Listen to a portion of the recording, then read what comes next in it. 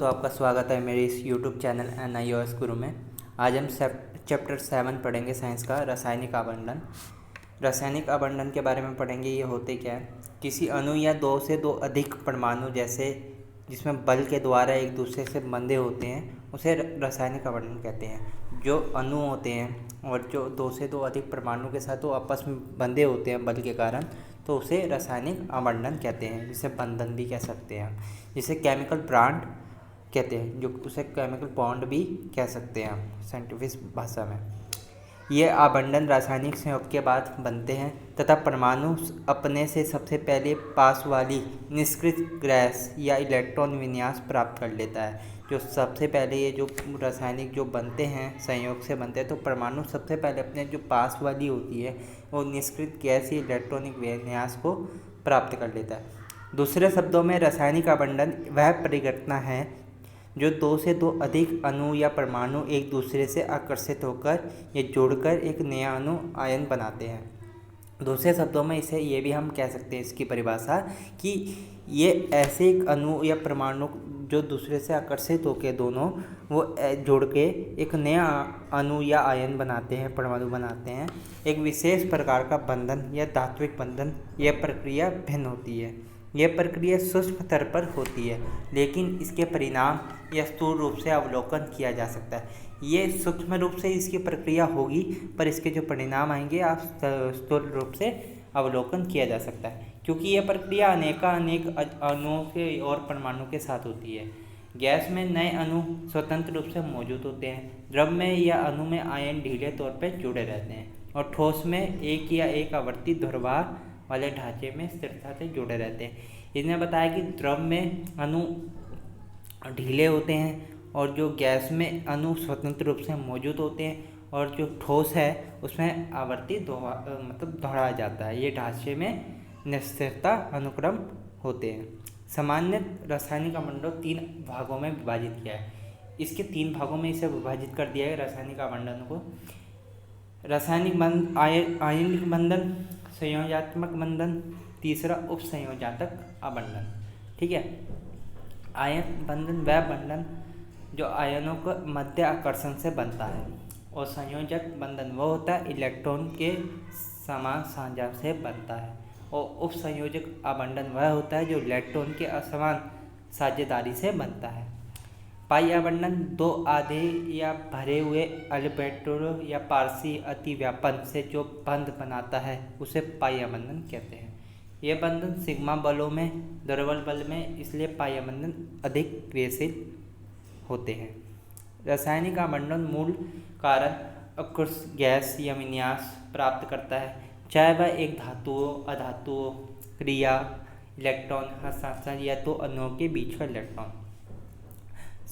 तत्वों के अणु प्राकृतिक मुक्त होकर नहीं मिलते, उस गैस को छोड़कर सभी तत्वों का अणु का संयोजक कोश के में 8 या कम इलेक्ट्रॉन होते हैं। आमतौर पर समान परिस्थिति एवं दूसरे तत्वों के साथ गैस या प्रतिक्रिया नहीं करती, क्योंकि अनेक स्थिर इलेक्ट्रॉन विन्यास होते हैं, यानी उसके संयोजनात्मक कोश या वर्तन कोश के 8 इलेक्ट्रॉन होते हैं। सभी अणुओं की स्थिर या निष्क्रिय गैस विन्यास प्राप्त करने की प्रवृत्ति होती है, इसलिए वे दूसरे तत्वों के अणुओं को मिलकर, देकर, लेकर या बांटकर एक परिक्रिया विन्यास ग्रहण करके प्रयास करते हैं। इसे वर्तन कोश में 8 इलेक्ट्रॉन प्राप्त हो जाते हैं। रासायनिक आवंटन का मूल कारण है कि यह अष्टक नियम है।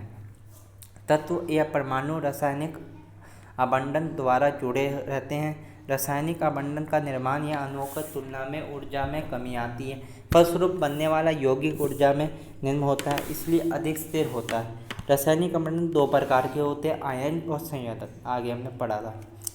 आयनिक आवंटन वह धातु इलेक्ट्रॉन हस्तांतरण बनने वाले रासायनिक आवंटन और आयनिक आवंटन कहलाता है। आयनिक आवंटन 3 पद होते हैं, धातु द्वारा इलेक्ट्रॉन में खोकर धनायन बनना, या अधातु इलेक्ट्रॉन का ग्रहण करके द्वितीयक बनना।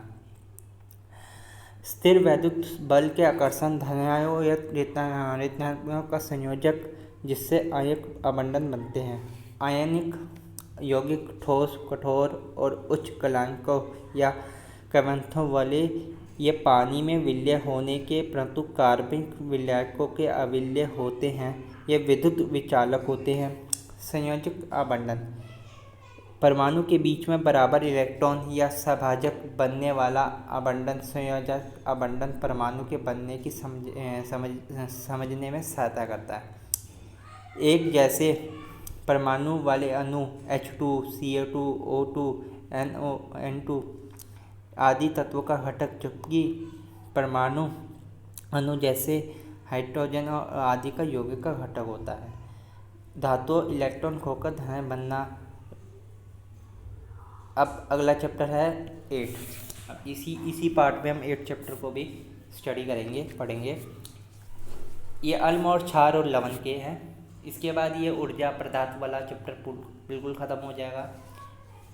अल्म एक रासायनिक यौगिक है जो जल में घुलकर हाइड्रोजन प्लस देता है। इसका मान pH ये 7.0 से कम होता है। जो जोहानसन, निकोलस और बर्टेस और मार्टिलारी द्वारा दी गई आधुनिक परिभाषा के अनुसार अल्म वह रासायनिक यौगिक है जो प्रतिकारक यौगिक या क्षार को हाइड्रोजन और आयन प्रदान करता है, जैसे एटोनिस अम्ल जिसे सिरका कहते हैं, और सल्फ्यूरिक अम्ल जो बैटरी में है। अल्म ठोस या द्रव या गैस किसी में भौतिक अवस्था में पाया जा सकता है। अल्म है जो ठोस में भी पाया जा सकता है, द्रव में भी पाया जा सकता है, गैस में भी पाया जा सकता है, किसी भी अवस्था में ये पाया जाता है। वह शुद्ध रूप से या घोल के रूप में रह सकते हैं, जिससे वह यौगिक में अल्म के गुण पाए जाते हैं, अल्मीय कहते हैं। जिस यौगिक में अल्म के गुण पाए जाते हैं उसे अल्मीय कहलाते हैं। मानव आंत्र में हाइड्रोलिक अल्म अधिकता होने वाली बीमारी को अल्मता या एसिडिटी कहते हैं। एसिडिटी जो होती है वो अल्म नीले या लिटमस को लाल कर देता है। जो अल्म होगा वो नीले लिटमस को लाल कर देता है। ठीक है। लवण या साल्ट वह यौगिक है जो अल्म का एक या अधिक हाइड्रोजन परमाणु के किसी क्षारक या अधिक धनायन से प्रतिबार करने पर बनता है।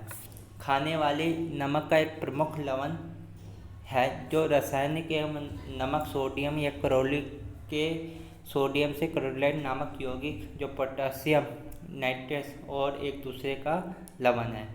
नाइट्रिक अम्ल जो हाइड्रोजन आयन और पोटेशियम या हाइड्रोनेक्स पोटेशियम का आयन या धनायन द्वारा प्रतिस्थापित करने से बनता है। जो नाइट्रिक अम्ल के अणु केवल एक हाइड्रोजन होता है, एक पोटेशियम और प्रतिस्पर्धी होता है। सल्फ्यूरिक अम्ल वह प्रतिस्थापनीय हाइड्रोजन या 2 संख्या का है जिसमें सोडियम और सल्फ्यूरिक अम्ल 2 हाइड्रोजन के प्रतिस्थापित होने की सीडियम सल्फेट नमक लवण प्राप्त होता है। दोनों ही यौगिक लवण कहलाते हैं। पहला नॉर्मल लवण और दूसरा अम्लीय लवण कहलाता है। विविध अम्लों का विविध क्षारों का संयोग के अनेक लवण बनते हैं। क्षार एक ऐसा पदार्थ है जिसमें जल मिलाने से जल का pH मान अधिक हो जाता है। बेस्टर और लोरी के अनुसार ये वैज्ञानिक हुए हैं। क्षार एक ऐसा पदार्थ है जो अम्लीय पदार्थों OH हाइड्रोजन दान करते हैं। क्षार वास्तव में पदार्थ और अम्ल से मिलकर लवण या जल बनाते हैं। उदाहरण के लिए जिंक ऑक्साइड सल्फ्यूरिक अम्ल के साथ मिलकर जिंक सल्फेट जल बनाता है। धातु सोडा और अकार्बनिक सोडा सल्फ्यूरिक अम्ल के साथ मिलकर सोडियम सल्फेट जल बनाता है। धातु और ऑक्साइड सामान्य क्षारक या इसके अपवाद भी हैं। क्षारकों का धातु ऑक्साइड हाइड्रोजन के पर सुविधा और कुछ तत्वों के ऐसे समूह भी रखे गए हैं जो अम्लों के साथ मिलकर बिना जल बने लवण बनाते हैं। ऐसे क्षारकों अमोनियम हाइड्रोनिक और फॉस्फेट द्रव अमोनियम में घुल जाते हैं, पर फॉस्फेटैलिन कोई रंग नहीं देता। अंत कहाँ तक ये क्षारक कहा जाता है इसका बात संदिग्ध है। जबकि ऊपर क्षारक की परिभाषा बड़ी आसान थी, जबकि अच्छी परिभाषा नहीं दी जा सकती। क्षारक बेस या क्षार एल्कली पर्यायवाची शब्द है। सब क्षारक या क्षार नहीं। क्षार धातुएं ऑक्साइड जैसे सोडियम जल में घोलकर ऑक्साइड या प्रबल क्षारीय होते हैं। क्षारीय मृत धातुओं या ऑक्साइड जैसे कैल्शियम जल विलय अल्प क्षारीय होते हैं। अन्य धातुओं को ऑक्साइड जल में नहीं घुलते और ये हाइड्रोजन परस्पर रीतियों पे बनाए जाते हैं।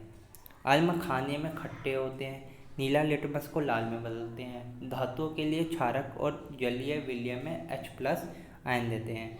क्षारक स्वाद में कड़वा होता है और लाल लिटमस को नीला करता है। छूने में फिसलन भरे और जलीय विलय HOH को आयन देते हैं।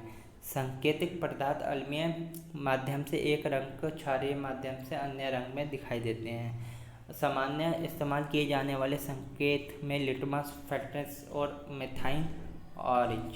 अम्ल का एक क्षारक परस्पर क्रिया है। लवण व पानी बनाते हैं। इन क्रिया को उदासीकरण क्रिया कहते हैं।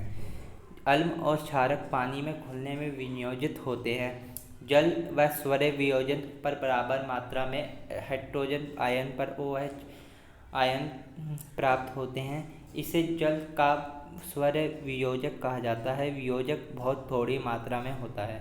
जल का स्वर वियोजक H+ आयन OH आयन की सांद्रता पर 25 सेल्सियस पर 1.0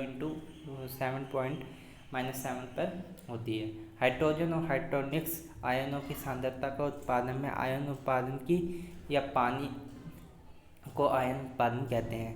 पानी में कुछ भी पदार्थ अम्ल, क्षार, लवण घोलते ही उसका अपवर्तित होता है।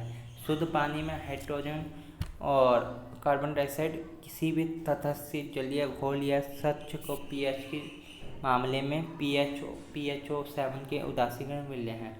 अम्लीय विलय H+ या OH pH या इस पर क्षारीय विलय H+OH या POH। इसके अलावा pH का 7.25। अम्ल बहुत छोटा सा कच्चा फल, सिरका, नींबू, बासा दूध में मौजूद होते हैं। क्षारक जो होते हैं चूना में होते हैं, पानी में होते हैं। खिड़की के चूना का जो पानी होता है खिड़की के शीशों में के क्लीनर और जो काली नाली के क्लीनर में पाए जाते हैं। अम्लों के क्षारक के विलय में विद्युत चालक की पानी में घुलते ही अनेक कार्य में वियोजित होते हैं। ये धनायन और ऋणायन बनाते हैं, विद्युत चालन में संयुक्त करते हैं। प्रबल अम्ल और क्षारक पानी में पूरी तरह वियोजित होते हैं, जैसे हाइड्रोनिक Br, H2, H4 ये इसके इत्यादि उदाहरण हैं। दुर्बल अम्ल क्षारक में पानी में वियोजक होते हैं। उदाहरण के लिए HF, HCN, CH, CON दुर्बल अम्ल है। अम्ल और क्षारक धातु और क्रिया और अनेक लवण हाइड्रोजन गैस से बनाते हैं। अम्ल धातु कार्बनिक हाइड्रोजन और कार्बन के साथ क्रिया लवण पानी ऑक्साइड बनाते हैं। अम्ल धातु ऑक्साइड के साथ क्रिया लवण और जल बनाते हैं। क्षारक धातु ऑक्साइड क्रिया और लवण पानी बनाते हैं। pH HO और इसी तरह PHO और log OH pK के रूप में परिभाषित किया जाता है। शुद्ध पानी को किसी भी जलीय विलय में pH में बदला जाता है। शुद्ध पानी को आप किसी भी अवस्था में बदल सकते हो। सामान्य संकेत में कई संकेत का मिश्रण तैयार करके pH का अलग ही विश्लेषण रंग दिखता है। मनुष्य और पशुओं वाली होने वाली जैविक रासायनिक में pH का होना अत्यंत आवश्यक है। यदि वर्षा के पानी का pH 5.6 से नीचे गिर के अम्ल वर्षा कहलाता है। जब वर्षा जो होती है उसका pH गिर जाए 5.6 से तो उसे अम्ल वर्षा कहते हैं। पौधों के उचित वृद्धि की और मिट्टी के लिए pH हमारे शरीर के लिए उचित पाचन के लिए pH का महत्वपूर्ण भूमिका निभाता है। जो pH है वो महत्वपूर्ण भूमिका पौधों के लिए और हमारे शरीर के लिए निभाता है। लवण और आयनों के बने यौगिक H+ अलावा धन्य OH के दूसरे इत्यादि बनाते हैं। उदासीकरण प्रक्रिया होती है। धातुओं के साथ अम्ल और क्षारक प्रक्रिया लवण बनाता है। अम्ल और धातु कार्बेट हाइड्रोजन कार्बोनेट ऑक्साइड के रूप में क्षार धातु का ऑक्साइड की क्रिया के दौरान होता है। लवण और अम्ल एक क्षारक जैसे का बना हुआ है और आधार में अलग अलग श्रेणी में वर्गीकृत किया जा सकता है। ये चैप्टर इसी के साथ ख़त्म होता है। अगला चैप्टर हम 9th और 10th पढ़ेंगे। इस चैप्टर में अम्ल के बारे में और रासायनिक अवमंडन के बारे में हमने पढ़ा, किस तरह अणु परमाणु आपस में क्रिया करते हैं। और इसके बाद हमने अम्ल की अवस्थाएं जो क्षार है, लवण है, अम्ल खट्टे होते हैं, क्षार कड़वे होते हैं, इनके बारे में हमने पढ़ा। ये नींबू में किन किन चीज़ों में पाए जाते हैं। टोटली इन सब चीज़ों के लिए ये लवण जो अलम के एक ही हाइड्रोजन बनाता है परमाणु में क्षारक में होते हैं। इसी के साथ ये चैप्टर समाप्त होता है। थैंक यू मेरी वीडियो देखने के लिए। Thank you very much. मेरा चैनल अभी तक आपने सब्सक्राइब नहीं किया तो कर दीजिए। बहुत बहुत धन्यवाद।